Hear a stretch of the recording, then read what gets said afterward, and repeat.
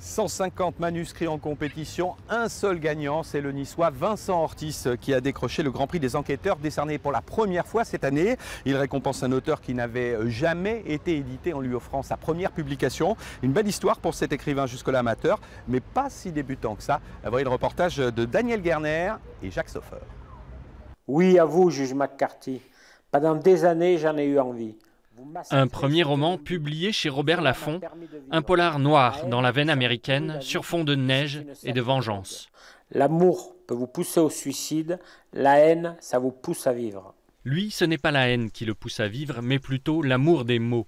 Vincent Ortis n'est pas né de la dernière pluie, des histoires, il en a plein son chapeau, il écrit depuis ses 9 ans, il en a 67 aujourd'hui et ne s'arrête jamais, avec toujours la même application. J'attends que toute l'histoire mûrisse bien, que j'ai vraiment les personnages. À ce moment-là, je commence à écrire 2-3 phrases sur un bloc neuf toujours.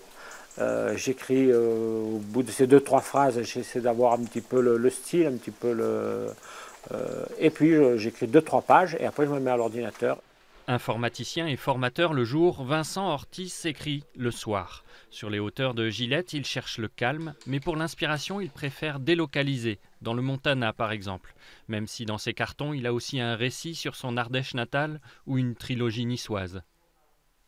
J'ai beaucoup plus de difficultés à écrire avec pour cadre un endroit que je connais bien, parce que je vais être tenté de trop détailler. Voilà, ça me bloque. Donc là, ma trilogie qui se passe à Nice, maintenant je la retravaille pour essayer d'enlever tout le côté, le petit ami du routard, quoi, hein.